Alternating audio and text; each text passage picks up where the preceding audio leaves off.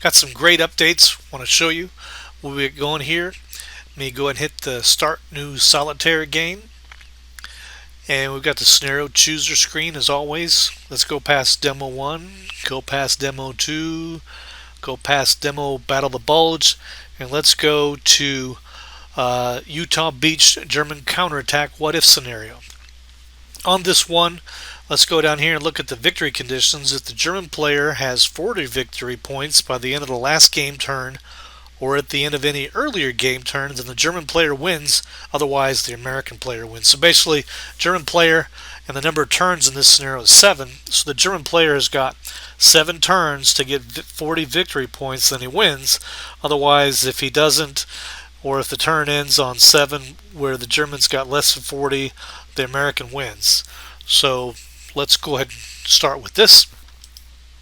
And then we've got an ad here. We've got defensive terrain effects modifiers. So basically here, units in different terrain potentially have different combat factors modifiers calculated on their effective defending combat factors. Selecting this option may change the scenario victory conditions as noted below, which, it does. So what we're going to see here is if this option is chosen, if we check this, the victory points needed by side 1 are going to reduce from 2, which we saw on the previous screen. The attacker needed 40 points to win. Well, that's going to be cut down by 2. Only going to need 38 to win. Well, a little bit easier, from 40 to 38. And also, if this option is chosen, the scenario turns increase by 2, going from 7 to 9. So basically, the attacker has got, instead of 7 turns to be able to meet the victory conditions, they've got 9 turns, so they get 2 more turns. The reason for this is the defensive terrain areas that the defender has, they're going to be able to put their units in there and be able to get enhanced defensive positions. So it's going to be tougher for the attackers to beat them up and blow them out and take their position. So to help offset this, the German player has only got to get 38 points instead of 40, and then they've got 9 turns to be able to make this happen instead of 7. So to try to get the play balance evened out with the American being able to have, and of course the German too, use defensive terrain, but it's, since the Americans defending, it's going to be more pushing them back than the Germans getting pushed back by the Americans. So let's go ahead and go with this, and let's go with the NATO unit designations as well too, from the not the default. Let's go ahead and hit scenario options. Okay, we get over here, and then I want to direct your attention over here on the top screen. We've got a new button here, terrain effects modifiers. This is where it all boils down to. Hit this and you can see terrain effects modifiers. Go figure. Note, the modifiers shown below only apply when the option defensive terrain effects modifiers has been selected for the currently being played scenario.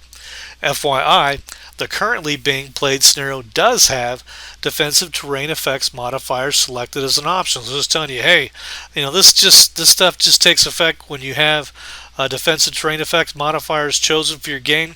And this row here shows you, yeah, you've got it selected. So just to reinforce and reassure you that, hey, that's selected now. Or if you didn't want it selected, it is, and the game's going to go forward like that. As we see here, for scenarios where defensive terrain effects modifiers is not a chosen option, all defensive modifiers are 1x, meaning everything is just regular if you don't have it selected. So let's just go down the list. Let's switch down to plain, which we have a scenario. We have terrain we're talking about here, a plain, and here's a hex with plain terrain. Go figure, terrain sample plain. And on the defensive modifier, it's 1x on infantry, and for armor units it's 1x. So basically, if you're in a plain hex, everything is normal because, go figure, it's normal.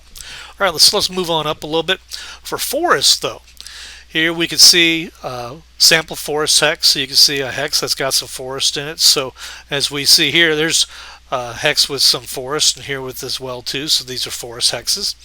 But you can see here for infantry, their defensive modifier is 1.5x. So basically, if you have a infantry unit that has a 1 combat factor, well, if he's in a forest hex, he's going to defend with 1.5 factors.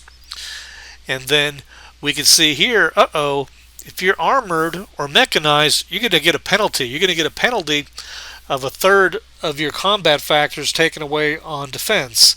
So basically, if you're an armored unit that has a combat factor of 3, well, buddy, you just got docked 1 and you're going to defend as a 2. So, long story short, if you're armored in forest, not a good place to be. And if you're infantry in a forest, that's a good place to be. And basically, the reasoning for this is if you're infantry, you can hide between the trees and be able to defend yourself better and be able to have concealment where people can't see as much. Whereas if you're armored, though, you can hide in the trees and it's harder to be seen, though, but it's a lot easier to get behind you, flank you, attack you, get behind and do whatever kind of attacks that come at you from a vulnerable position. Whereas if it's in a plane, they can look around and it's a lot harder to sneak up on them or whatever. So armor is decremented within forest, and this is unique for my game. I've never seen this anywhere else, but it doesn't bother me. I don't care, because if you look over historical records and time and different things, armor is not really going to do well if caught in a forest. It's a lot easier to flank them, like I mentioned, and get them from a surprise from a shorter range and such. So I have the game put that in there for the defensive modifier for the armor. Whereas infantry, go figure, you've got more you can defend with in and amongst the trees. So they get a 50% boost basically on their combat factor. And long story short, let's go down here to type of hex. We have here a town example hex, and there infantry basically gets a 75% boost on their defensive factor. So if you've got a 1 factor defender that's an infantry unit that's in the town, well, boom, you've been upgraded. Instead of just defending at a 1, you defend at a 1.75, 1 3/4. Not bad. And if you're an armored unit and you're caught in the town, well, you're going to get a 25% decrement or a quarter decrement to your combat factors. So if you are a 4 armored factored unit, well, you're going to defend at a 3. So that's not a whole lot of fun. So again, for the reasons why, if you're in a forest, you're decremented, as I mentioned. If you're armored or mechanized, same thing within a town. You've got a little more ability to see around and such within a town and around and all that, but still, you're vulnerable if you're a tank, because it's a lot easier to sneak up behind you and do flank attacks and things like that as opposed to a plane. Again, I don't know of any other game that does this, but don't bother me, because mine does, and this is how and why we are following this within the game. Alright, so let's go ahead and see some of the stuff in action. And if you want to get rid of the screen, it's like, screen, go away, I don't want you. Well, go figure. You hit up here to the X and it's gone. So for brevity's sake, let's go to where we can do a attack and see some of this in action. So I'm going to click here in the upper right, and I know St. Mary Glees from having played this game a couple times, give or take. We've got some 2-3 German infantry, and there's American infantry, a 1-3 in the town, St. Mary Glees. Hey, there's 3 victory points there, and the German is at 28 now, and he needs to get to 38, so those 3 would be really good. So let's go ahead and take this German unit, and we're just going to do a little quick thing to show, but we're going to move this German unit down here, and then we're going to which of course, to get there, what I did was simply left click on the unit and then drag down to where I want it to go. All the black outline units show you where you have available moves, so I can't move there because there's already somebody there. Same thing for there, but I can move to here. I can't move there, so that's why it shows that circle with the X through it. But I can go here, so long story short, let me go here. So I've got these 2 German units next to there, but they're not going to do anything, so we didn't tell them to do anything. So for fun, let's have one of these attack here. So normally this would be a 2-to-1 attack. We have 2 combat factors, and the American has 1, so let me double click here and center the screen on there. We'd have a 2-to-1 attack, but as we look here, terrain effects modifiers, FYI, the currently being played scenario does have defensive terrain effects modifiers selected as an option. So our 1 combat factor, infantry, 1 combat factor to 3 movement, American airborne, he should be moved up to defending at 1.75. So let's go ahead and select this German infantry unit, left click on it, and then drag over the American, and then drop over the American unit, and boom, we see we have a pending combat here, which we have 2 attack factors for the German, correct, and we have defensive factor 1 for the American because he's just got 1. Whoops, wait a minute. It says with TEM, which stands for Terrain Effects Modifier, he's actually defending at a 1.75. Yay for the Americans. That helps. So our combat factors go from a 2 to 1. Not so good for the Germans because it's down to 1.14 to 1.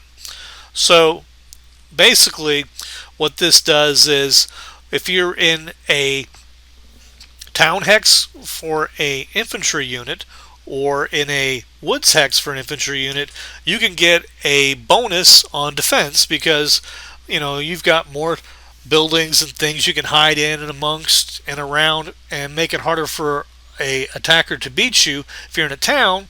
And the trees, you can hide behind them and around, or hide between some logs to have a defensive position if you're infantry and be able to do that, so you've got an improved defensive position.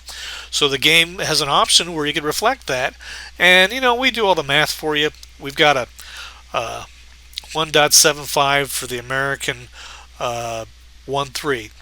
So let's go ahead and just for fun resolve this combat, and well, I could put this one on there too. Oh, okay, what the heck. I've got them there. Let me put this here too. So you also can see here, we've got a red bar on the hex side here and a red bar on the hex side here, which shows you that this unit is committed to a combat here and this unit is committed to combat here. So, if you've got a lot of different units across the board and you don't know which are committed or not, you can simply see there between the 2 hexes if they're committed or not. So I've got 4 combat factors, which is on this one, which, don't wait, what a pain.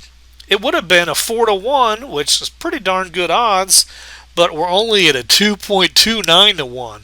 So we've got 4 factors on 1 factor, but with the bonus, the American's going to defend at 1.75. So, that's pretty good. So we're only at around 2 1/3 to 1 combat odds.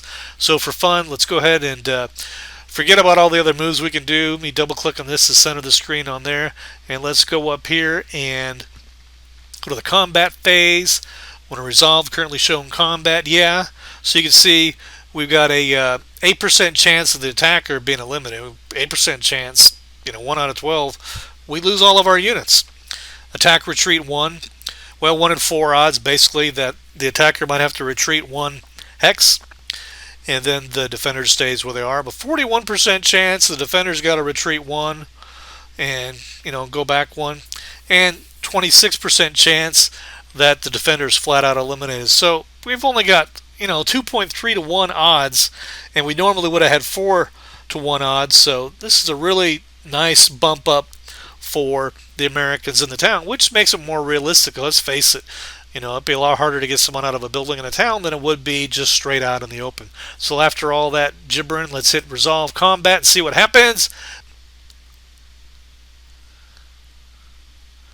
Defender retreat. So would I like to advance 1 attacker into the vacated location? Yes, I would. So let's go ahead and hit the number 2 the keyboard, and so that advances that unit's up there. If we had 4 to 1 odds on the American airborne unit, it would have been a lot better opportunity to flat out eliminate the unit, but hey, he gets to live another day and just retreats and gets out of there. So it definitely is to the defender's advantage to be able to have the terrain effects modifiers applied. But also, though, the German in this instance gets 2 more turns and has 2 fewer victory points to get to be able to be victorious. So that's put in there for the play balance too. But long story short too, it makes the game a lot more realistic because the whole world is not just flat open plain. We get to take advantage of all the different terrain that we've got across this map, between the different woods hexes and the towns, and get those going and be able to get the terrain effects modifiers going for those. So I hope that works good for you. give you a look at what we've got going on here, a little brief introduction to the game if you haven't seen it before, and if you haven't seen the terrain effects modifiers before, get to see how all that works too. Hey, have you a good one. Appreciate your time and hope you enjoy playing and keep doing so.